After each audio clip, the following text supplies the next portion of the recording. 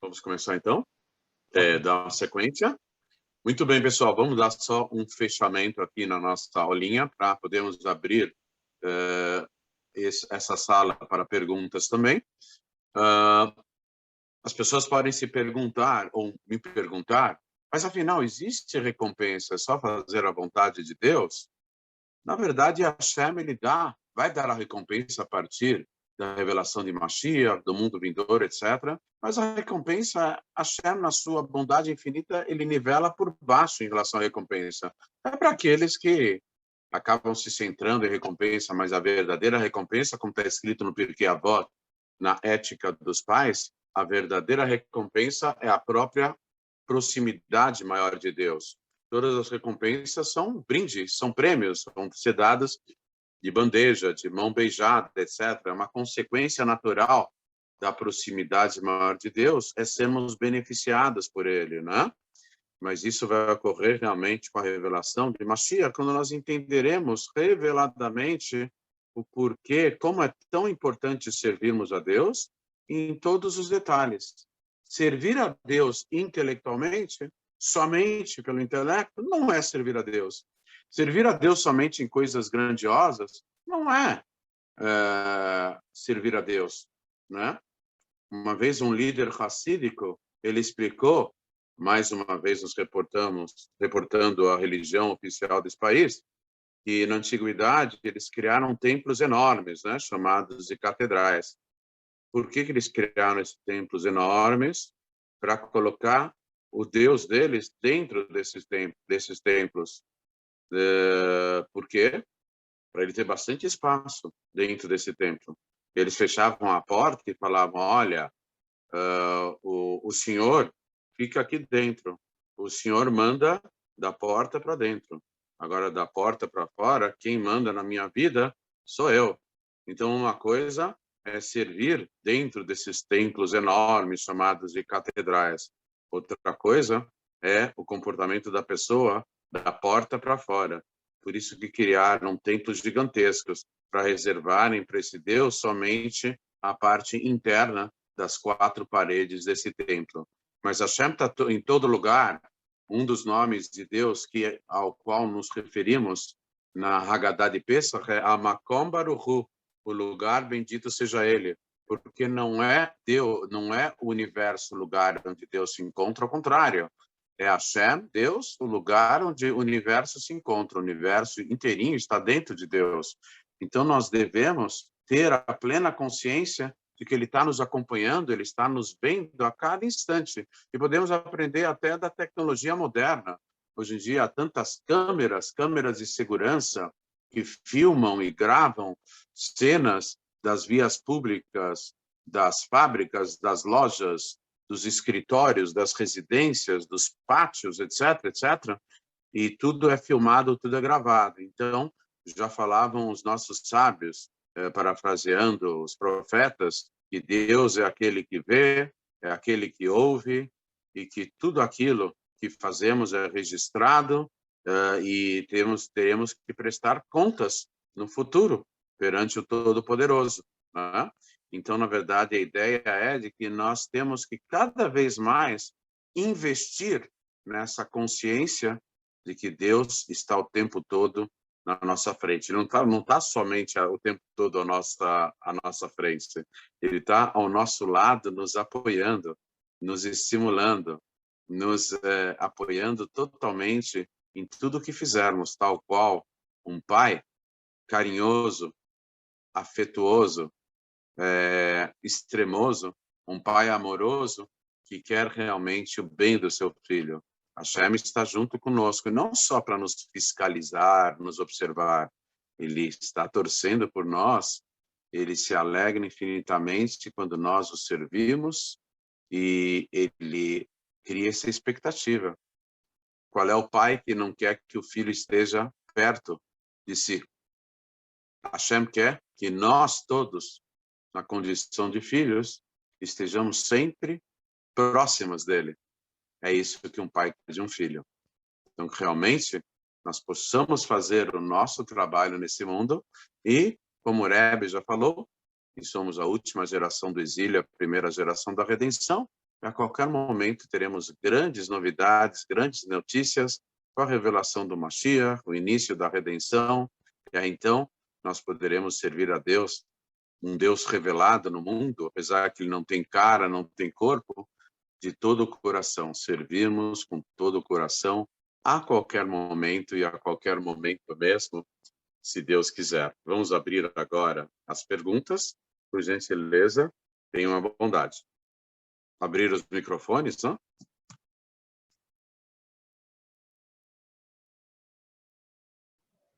Ivan vai abrir os microfones? Já estão abertos? Ok. Alguma pergunta, pessoal? Rabino, tudo bem? Oi, Gabriel, tudo bem? Eu estou bem, no caso. Baruch Eu Hashem. estava lendo Baruch Hashem. Eu estava lendo na Paraxá que alguns animais, o sangue, eles são enterrados e outros, o sangue é jorrado como água. Tem algum motivo especial para essa diferença, no caso? Ambos são kosher, igual o veado e a vaca, sim. eu acho. Na verdade, é uma lei específica para o povo de Israel. Não há essa restrição para os Bnei Noach, a menos que eles queiram assumir essa lei voluntariamente, espontaneamente. Normalmente, nós não comemos o sangue do animal, porque Hashem fala nessa porção da Torá que a alma do animal está no sangue. E nós não queremos que a alma do animal acabe adentrando a nós. Por quê? Porque o ser humano ele é superior ao animal. Então, se a alma do animal entrar no ser humano, ele vai acabar rebaixando o ser humano. Comer a carne, sim. Comer o sangue, não. Interessante que o sangue só é chamado de sangue quando ele se separa da carne. Enquanto ele está dentro da carne, ele não é chamado de sangue, é uma pequena curiosidade. Mas então, o sangue das oferendas que eram trazidas sobre o altar, sob forma dos korbanot, dos sacrifícios, era aspergido no altar, o sangue. Mas aqui se trata do sangue do animal que não foi consagrado. O abate dele é simplesmente para o consumo pessoal. Então, se a pessoa tiver vontade de comer a carne, sim. Comer o sangue, não. A única restrição que realmente os Bnei Noach têm é que não pode comer membro do animal vivo. O animal tem que estar totalmente morto na hora de ser desmembrado, né? Agora, comer ou não comer sangue, em relação aos Bnei Noach, é algo que deve partir da espontaneidade dele. Os dois posicionamentos são igualmente bons e positivos, tanto comer como não comer. É claro que Rambam fala, consumir ou não. Maimonides fala que tudo aquilo que os Bnei Noach cumprir a mais e de forma voluntária, dentro das orientações da Torá, com raras exceções, eles têm uma recompensa para isso. E, mais uma vez, lembrando, a verdadeira recompensa é uma proximidade maior de Deus, além de outras tantas. Tem aqui uma mensagem. Sim, eu não vi aqui a mensagem do sangue. Iranidahat, o Yosef Marmol nos lembrou, Iranidahat, uma cidade totalmente pervertida. Ela deveria ser totalmente destruída. Homens, mulheres e crianças totalmente envolvidos numa sociedade onde falta ética e moral ao extremo, como, por exemplo, Sodoma e Gomorra, que foram destruídas por Deus, né? Mas, na verdade, vêm os sábios e dizem que essa cidade, na prática, nunca existiu. É um assunto espiritual que não se revelou no aspecto físico, mas existem assuntos que nós vamos entender futuramente, porque que Deus colocou na Torá, mesmo que na prática eles não se revelaram. Por exemplo, Iranidahat, uma cidade totalmente pervertida, e a idolatria fez com que as pessoas se comportassem como verdadeiros animais, entre homens, mulheres e crianças. Na prática, essa cidade nunca foi encontrada pelo povo de Israel. Por isso, não pudemos aplicar essa mitzvah na prática, porque ela, segundo os sábios, nunca existiu. Um assunto que existe no aspecto espiritual, no aspecto teórico, para nos servir a nós de inspiração em relação à necessidade de uma sociedade justa, a ponto de uma sociedade totalmente antiética, totalmente selvagem e totalmente injusta, ela poder, como orientação da Torá, ter que ser completamente destruída. É muito comum no mundo islâmico, no islamismo, é muito comum que quando uma mulher é agredida, é estuprada, etc., ela leva a culpa pela lei islâmica. Ela leva a culpa por ter se deixado agredir, violentar, etc. É um absurdo essa lei. Essa é uma lei insana. A vítima acaba se transformando automaticamente na vitimadora, a inocente na culpada. Essa é uma das loucuras do islamismo.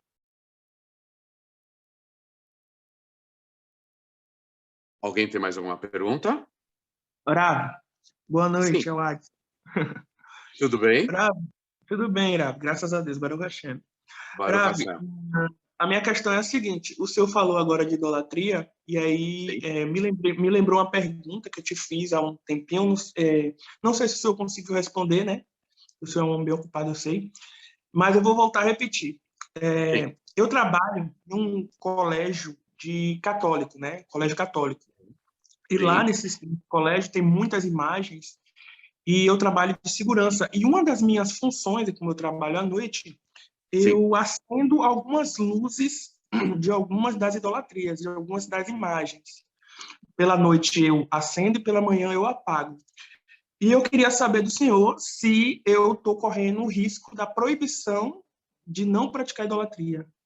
Não. Acender a luzes, não. As imagens não significam absolutamente nada. Eu vou aproveitar essa ocasião aqui para responder uma pergunta do grupo de uma Bat Noah que falava que, naturalmente, ela tinha medo de mortos, etc. Ou uma forma que eu também não falei na aula de ontem à noite, no rádio, eu não falei. Sim, foi. Além de você, teve mais gente que comentou, fez a mesma pergunta, né? Então, medo de mortos, etc., uma forma adequada e potente e eficaz de nós perdermos o medo, vamos nos lembrar de uma passagem da Torá. E o José, que se tornou vice-rei, um dos irmãos, filhos de Jacó, ele foi jogado pelos irmãos num poço, e está escrito na Torá que o poço era seco e não tinha água. Perguntam os comentaristas, se é seco, é claro que não tem água. Ele estava seco, não tinha água, mas tinha cobras e escorpiões, pelo fato de não ter água. Então, o que acontece? Na nossa mente é a mesma coisa. Se nós não nos ocupamos ou não ocupamos a nossa mente com coisas boas e positivas, então o vazio deixado para trás na nossa mente pode ser preenchido por coisas negativas. A mesma coisa, no momento que a gente está enfrentando uma situação de medo, por conta de vermos estátuas, trabalhando como segurança num lugar onde é meio obscuro, coisa e tal, etc., etc. Então, a maneira de nós não darmos voz ao medo interno, que medo, na verdade, é uma coisa que se origina na mente, já vou explicar daqui a pouco para você, é pensarmos em Deus. Pensarmos em Deus e falarmos, olha, Deus está também aqui. Eu estou vendo estátuas, imagens, estou vendo umas coisas, mas Deus também está aqui. Aqui está meio obscuro, está meio amedrontador, mas Deus está comigo aqui também. E eu vou preencher a minha mente pensando de como Deus é bom e como Deus é grande. Eu estou olhando toda essa cena assustadora com os meus olhos, mas os meus olhos também são os olhos de Deus. E Deus, por meio dos meus olhos, por intermédio dos meus olhos, está vendo a mesma coisa que eu, porque Ele está aqui, presente, junto comigo. Eu queria dar o exemplo, né, em relação ao que medo é uma coisa que origina... A Hassidut, a filosofia hassídica, nos ensina que a mente, o intelecto, é a fonte originadora das emoções. Então, imaginemos nós eu, por exemplo, estou andando num cemitério assustador, no meio da noite, um cemitério ermo, totalmente abandonado e deserto, só tem sepulturas, coisa e tal. E, de repente, eu vejo uma cena assustadora. Aparece lá um vampiro, um lobisomem, um monstro, sei lá o quê, um fantasma, uma criatura toda de branco, sei lá uma brancura cadavérica, sei lá o quê. Aí eu fico totalmente eu fico totalmente apavorado. De repente, eu olho para o lado e vejo refletores. E vejo atrás de mim o cameraman. E vejo atrás de mim um diretor de artes, de filmagem, sentado numa cadeira. Eu vejo lá o contra-regra, eu vejo lá, estou vendo ao mesmo tempo o figurino e fantasias e máscaras e pessoas e assessores auxiliando o tempo todo, e de repente, de um minuto para o outro, o meu medo é totalmente trocado por uma sensação de alívio, porque sem querer, no meio era um cemitério de verdade, mas nesse cemitério está sendo gravada uma cena de terror. Uma cena de terror é um filme. Eu estou no meio de um filme, de uma cena, de uma gravação.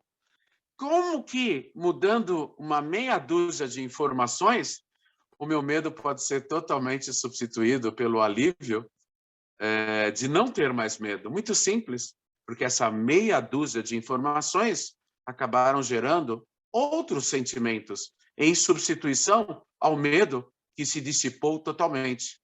Então, a forma de combatermos um medo iminente é substituirmos o nosso pensamento.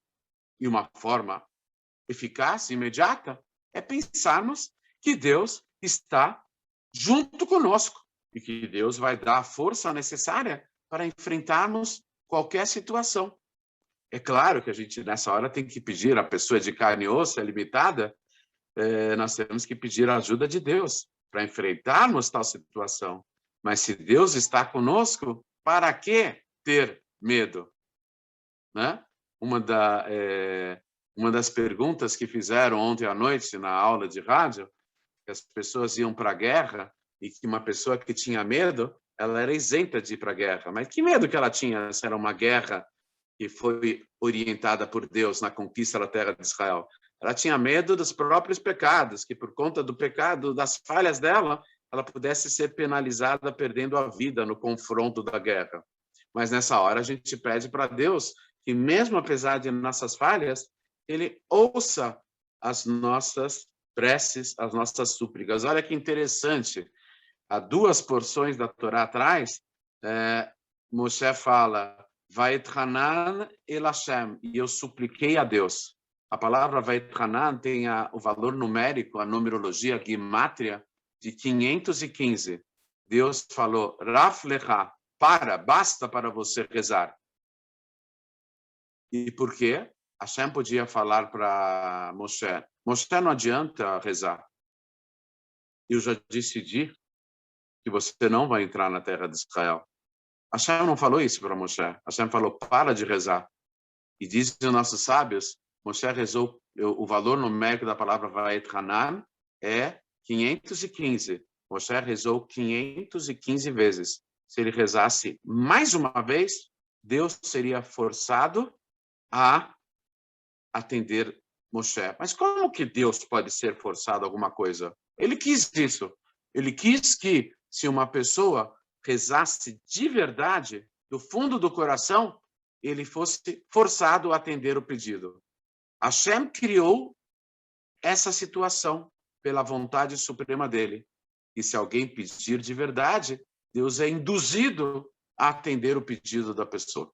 Veja só, por isso que Hashem falou para Moshe, basta, não reze nenhuma vez mais, porque você não vai entrar na terra de Israel. E explica Urashi, comentarista clássico da Torá, se Moshe pedisse mais uma vez, ele entrava. Então Hashem pediu para, Moshe, para por aqui, porque você não vai entrar. Para por aqui, porque se você rezar mais uma vez, eu vou ser obrigado a deixar você entrar na terra de Israel. É claro que Hashem está reservando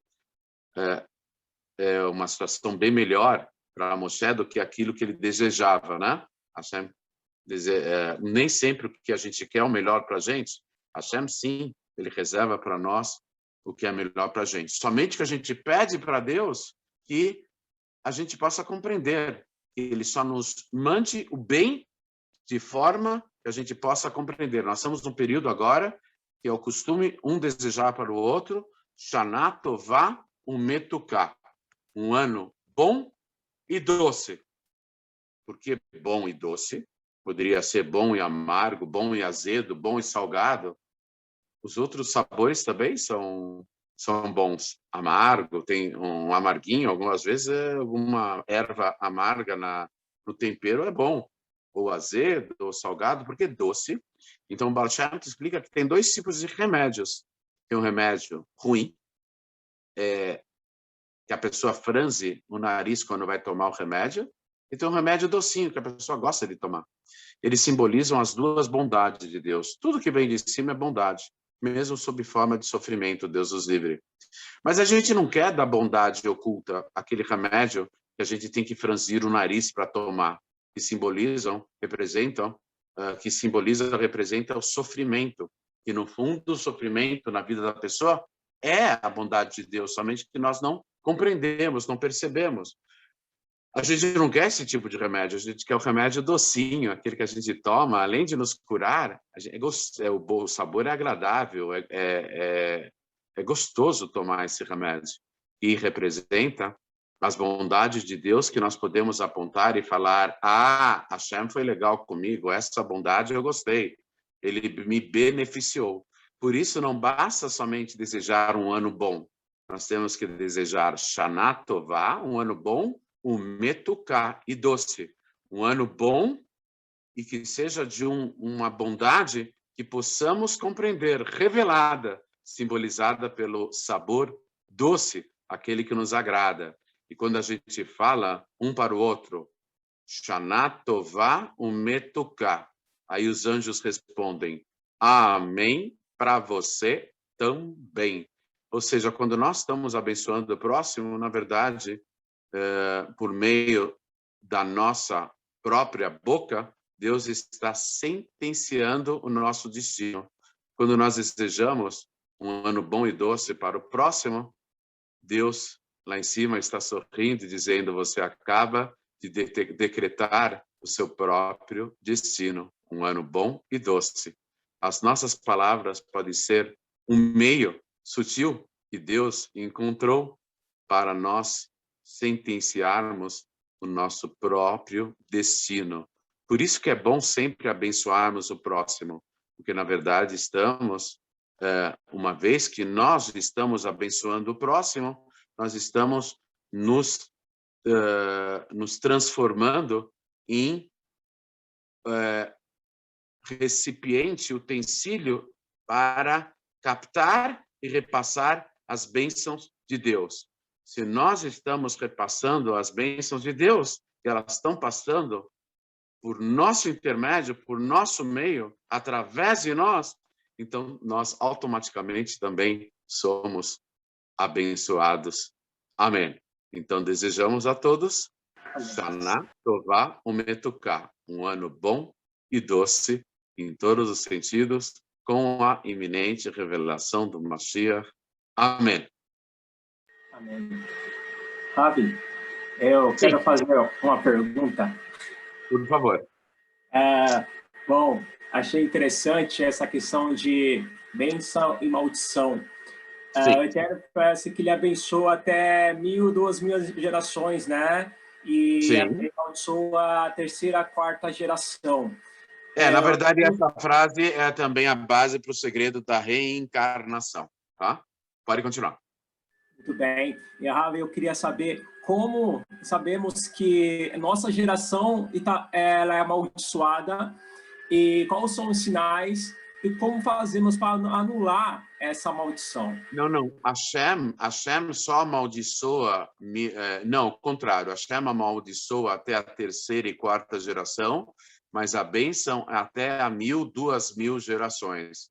Na verdade, seria injusto Deus, os filhos, serem punidos e amaldiçoados por causa dos pais. Então, os comentários explicam que Hashem está se referindo somente se o filho continuar nos mesmos erros dos pais. As gerações subsequentes são amaldiçoadas por conta dos erros dos pais? Não impunemente, não injustamente. Somente se os filhos, se os netos ou bisnetos trilharem o mesmo caminho desastroso dos pais. Então, não é que somos amaldiçoados injustamente por aquilo que não fizemos, por culpa dos outros, no caso das gerações anteriores. Não. Essa maldição, ela só se estende a outras gerações se os descendentes derem as mesmas cabeçadas que os ascendentes deram. Se os filhos, netos e bisnetos fizerem as mesmas besteiras e tropeçarem nos mesmos erros que foram realizados pelos pais, avós, bisavós. Muito obrigado, Rafa. Mais alguma pergunta, pessoal? Aproveitando. Rabino? Oi, Rabino. Sim. Eu queria saber sobre a questão assim. Ultimamente, eu estou rezando e estou contando as minhas rezas. Isso poderia trazer mau lugar, no caso? Contando, não entendi a pergunta. Você está contando as suas rezas? Porque eu subo das 515 vezes. Eu pensei, se eu fizer a mesma reza 516 vezes, talvez eu consiga o que eu quero. Não, então, veja só. Mas veja só, Moshe Rabbeinu era uma reza específica, que nós nem conhecemos. Mas Moshe Rabbeinu foi aquele que fez a maior reza, o número de 515, e ele fez a menor também. Quando a irmã dele, Miriam, ficou com um estado de Metzorá, lepra, que não era bem lepra, era uma coisa espiritual, com problema de pele, porque ela causou maledicência, etc. Então, o Moshe Rabbeinu, ele falou, como está escrito? Refana lá, refana lá. Deus, por favor, a cure. Uma frase bem curtinha. Ou seja, Moshe Rabbeinu foi aquele que fez a maior oração, 515 vezes, e também a menor oração. Ele fez a frase mais curta. Ele pediu, Hashem, por favor, cure a Miriam. E Hashem curou. Uma frase só. Não é? Então, na verdade, o importante da oração não é a quantidade. Também Hashem, ele gosta que a pessoa reze muito. Mas, principalmente, o coração. A intensidade do coração. Eu já contei uma história aqui muito bonita, eu vou repetir. Estamos aproximando de Rosh Hashanah, Yom Kippur. Uma vez na sinagoga do Berditchever Rebbe, o grande Rebbe Levi Yitzhak, da cidade de Berditchever, era um grande tzadik. Na sinagoga dele, escalaram um Hassid, um dos seus alunos, dos principais alunos, para tocar o shofar no dia do Rosh Hashanah. E esse Hassid, esse aluno, ele preparou as intenções necessárias na hora do toque do shofar, envolvendo segredos místicos, cabalísticos, segredos, né?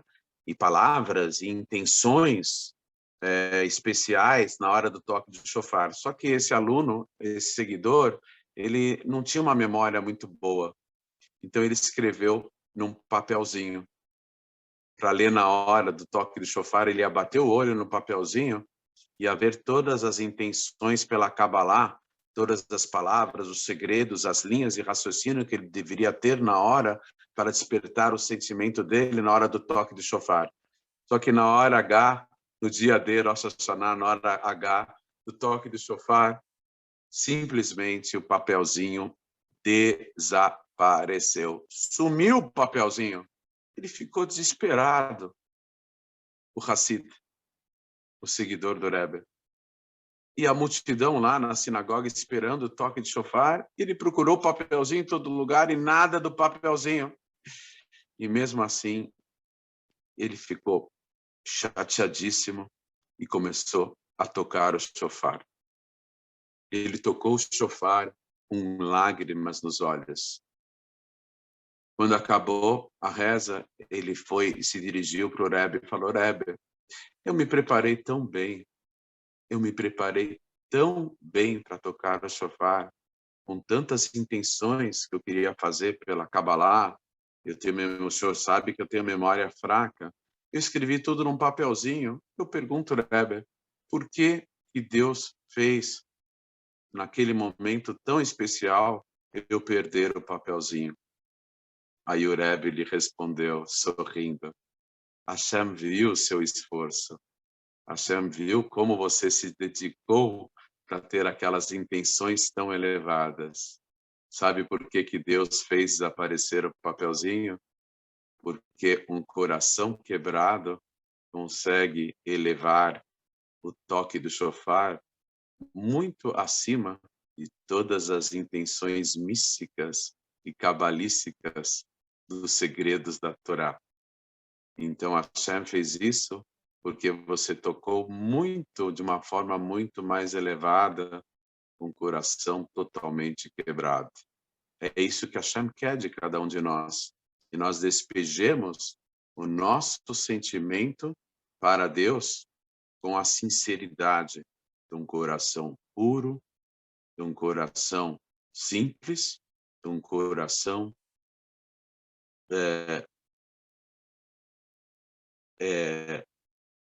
coração permeado num profundo amor a Deus.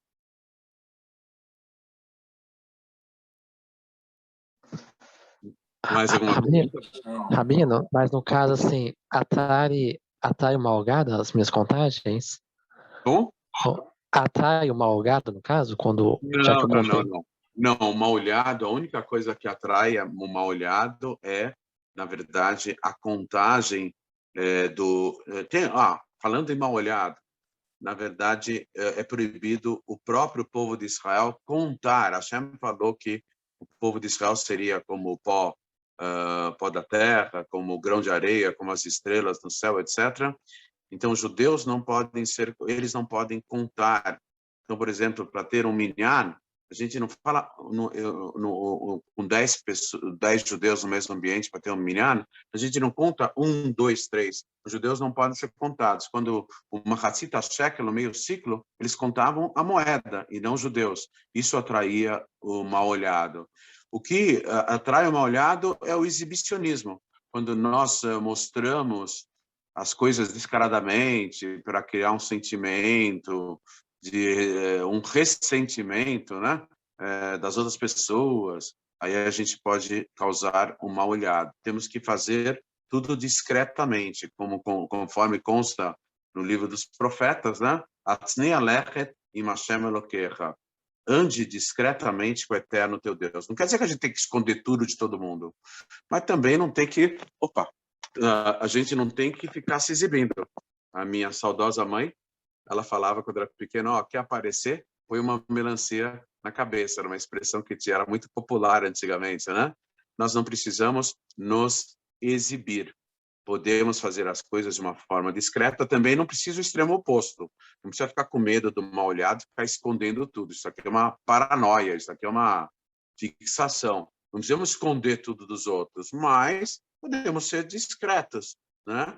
Por exemplo, hoje em dia as mídias sociais, elas andam de mão dadas com exibicionismo. As pessoas que querem se exibir ao máximo, mostrar que elas são melhores umas que as outras, no Facebook, no Instagram, coisa e tal. O exibicionismo é pano para manga. O exibicionismo é a forma mais fácil de uma pessoa ser lesada com o mal olhado. Está se exibindo, está se expondo. Então, fazermos as coisas de uma forma discreta. É isso que Hashem quer de cada um de nós. Tá bom, pessoal? Então, eu desejo a todos uma boa noite, que todos nós possamos sempre ser instrumentos da luz infinita de Deus. Amém. Amém. Obrigado, Rabino. Muito obrigado.